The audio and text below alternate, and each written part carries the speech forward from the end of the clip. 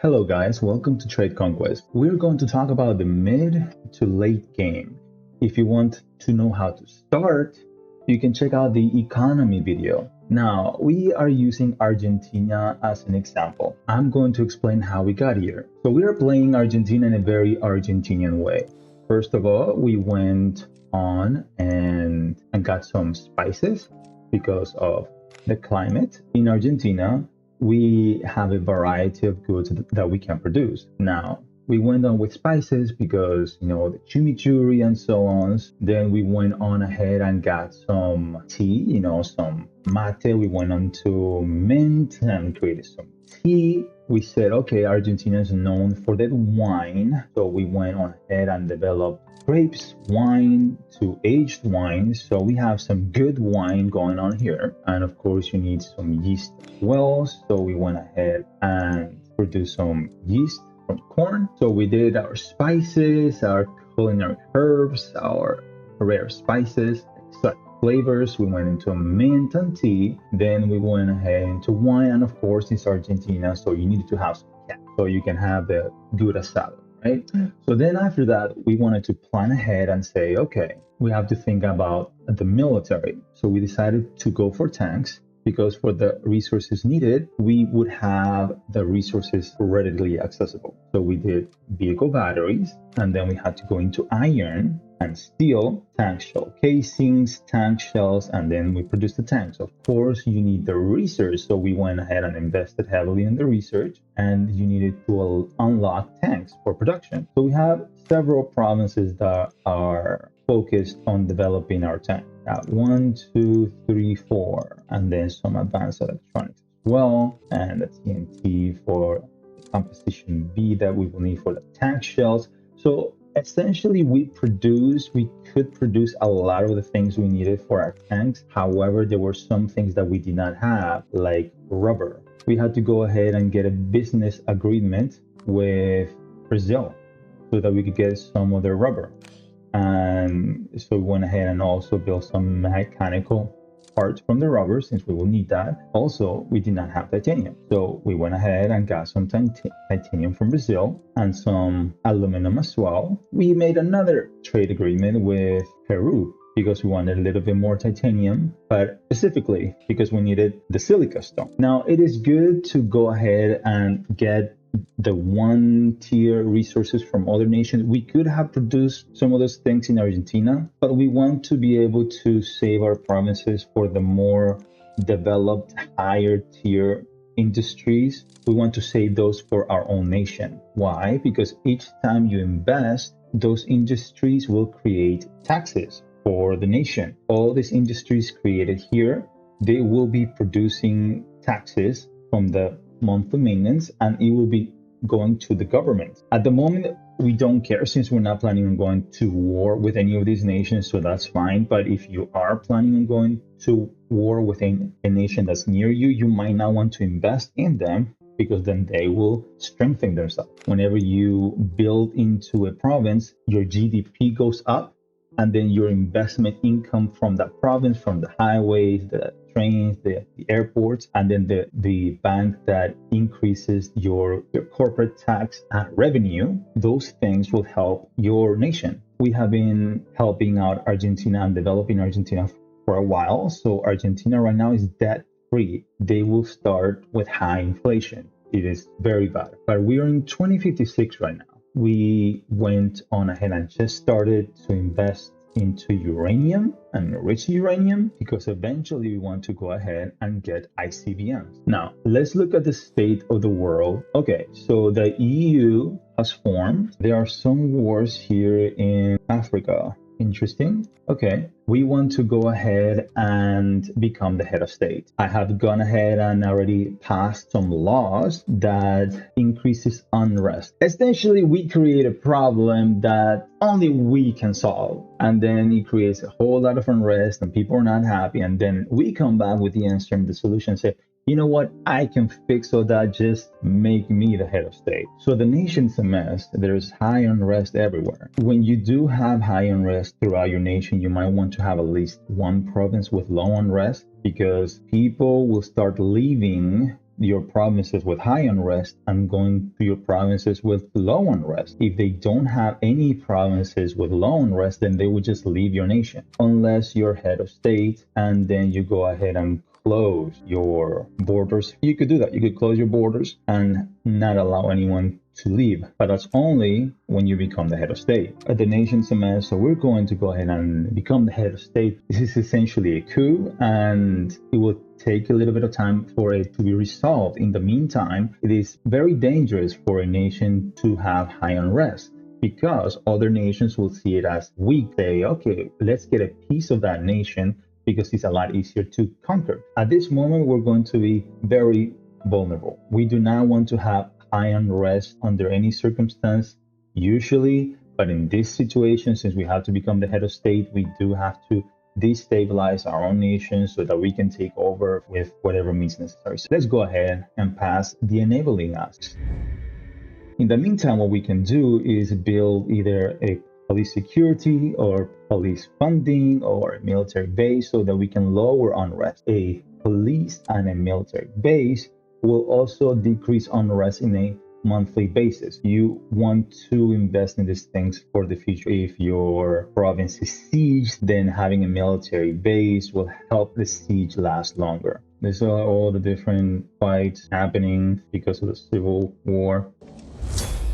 Congratulations, you're now the head of state. Okay, so now as the head of state, you do have access to all this additional information, which you did not have before. Now you can assemble the units. They will go into your reserves, and then you can create the units however you will like. In this case, we were producing tanks, so we're going to assemble them, assemble those resources. Now we can create an army. If you have other resources which you can buy on the market, say you want to buy drones or artillery, hey, drones are on sale, and then you can buy some of them there. Let's say you wanted to buy some drones from them. Let's 100 tons. Buy drones. Now you go to the military tab, assemble. Now you have 24 drones essentially. So let's make an army with your drones, and here's your army.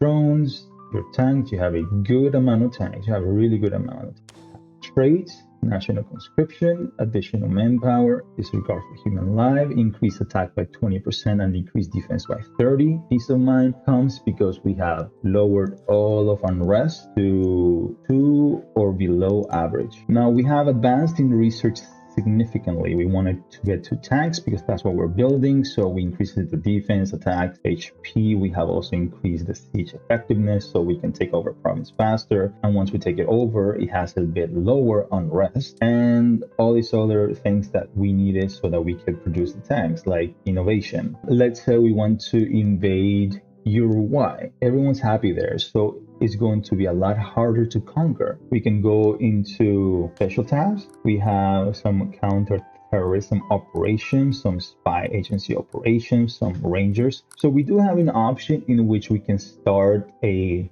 pandemic, essentially. We do get that through the virology lab. But the problem with a pandemic is that it can expand and move someplace else. We do not really want that right next door, that it will hurt us as well, that it could hurt us as well, because it could lower the population and increase unrest. Maybe the other option that we could take could be we could do a ranger operation. Luckily, we have chosen the agent as our avatar, so this should be a bit easier. There are several operations that you can do that will damage your enemy. You can attempt an assassination, do the virus strain, destroy the steel dome if you have it, destroy silence. You can attempt a coup. It will establish a government that is authoritarian, but that it is friendly to our government. We are also authoritarian now. We could try and sneak and set off a nuclear warhead, or we can also manipulate the weather. Let's see, do we have that technology? Yes, we do have. So let's try to manipulate the weather. Since we have enough virus strain, we're going to go ahead for high, since we want to increase unrest as much as possible. Okay, so now that this nation has high unrest, the workers are leaving, they were dying off, they have a home instability which lowers the military effectiveness, so they're all messed up. Now eventually other nations are going to see that as an opportunity and want to attack. So what we could do instead is attack ourselves. You have to keep in mind that they do have an ally. Now we can go into the diplomacy tab, find with Y, declare war, pretty decent compared to what they have. We can go ahead and split this and then have it to auto. We can command it ourselves or let them do the attacking. Our army is going to have an easier time taking them out since they are a lot stronger.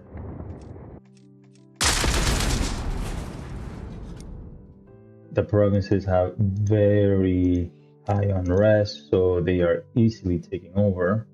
We can give aid as reparations to Kazakhstan and ask for peace.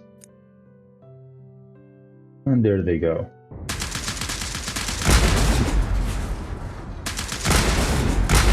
So we can command them to attack.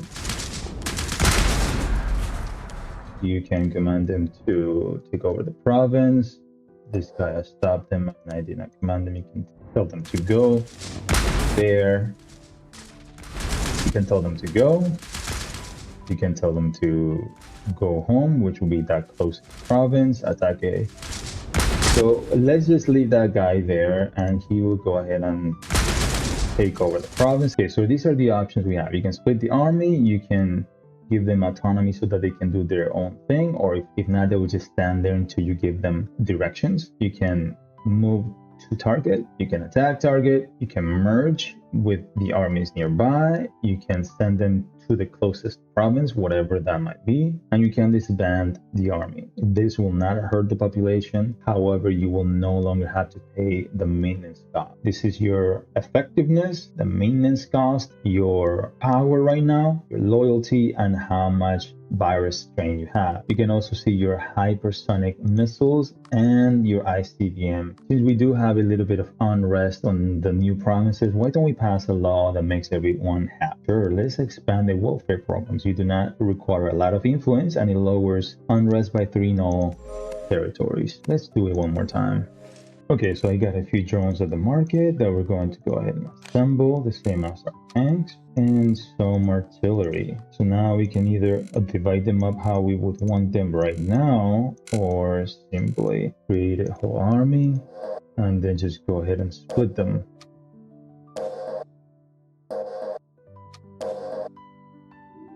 Okay, so now our army is just roaming around. Also keep in mind that if you have invested into a nation, let's say Brazil, for a while and you have high influence, you might want to try to push for some bills, let's say to pay less taxes for your industries in that nation. Another thing in military warfare and tactics is that you do not have to engage your enemy directly. Let's use real life as an example and say that Ukraine is at war with Russia and have someone else fund the war so that they could wear down the enemy. Let's say China is at war with Cambodia. We can improve our relations with that nation by sending them aid.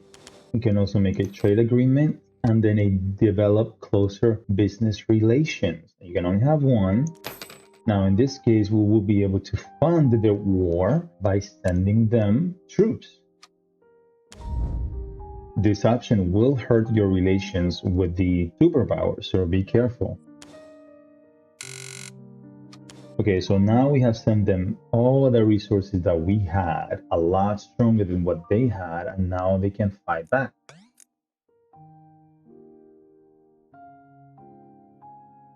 Now, the Chinese military is still going to be really strong, but either way, they will have more of a fighting.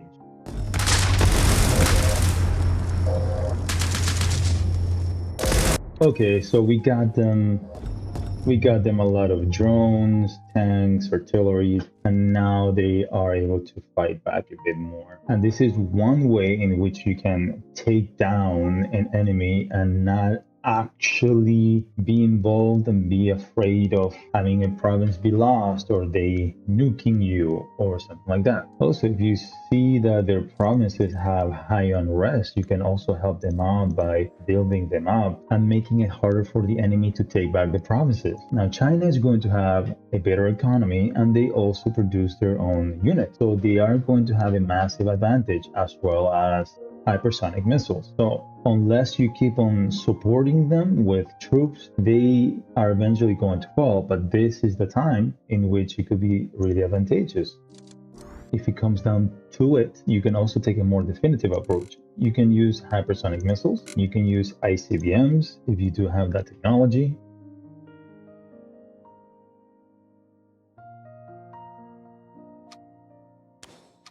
Okay, so we expanded some more and we built our own ICBMs and our own hypersonic missiles. Now the ICBMs and hypersonic missiles, you do have to assemble them just like any other unit, and you do require silos. You can press N and M, it will say right there on the bottom, hypersonic reserves or ICBM reserve. Now hypersonic, now they're good for launching against a province that has low unrest, so you can damage it that way.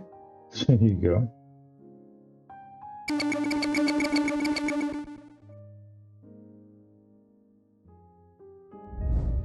Okay, so we have taken on a lot more territory, but also in Indonesia, they had a lot of population there. That means that our GDP per capita has decreased a lot. Now, we're not in debt, so the interest rate is not going to hurt us really, aside from inflation. But the increase in population, it does also help with the manpower. Now we do have a lot more manpower if we needed it. You see, the war that we funded against China is still going, so we can go ahead and donate more troops now that our own war is over. That's going to help a lot. So you assemble your hypersonic missiles and you assemble your ICBM that is going to incur a military maintenance. You can see your total expenses here or under GDP and military maintenance. So we help them out, we build bases for them so they're harder to take back. We give them troops in the hopes that eventually they are able to take out all of China. Let's see that we do that again with India or maybe with the EU, or we conquer them directly. Now, what about nuclear weapons? What about ICBMs? Now, when it comes to ICBMs, it is a very dangerous thing. And if you use it, everyone will hate you. So be careful. We're now at war with USA. Let's see. Let's start.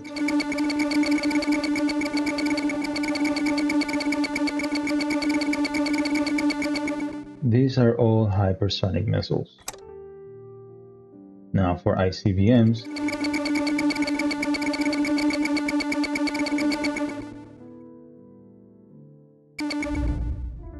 oh, so if you attack a nuclear powered nation with ICBMs, you should expect retaliation.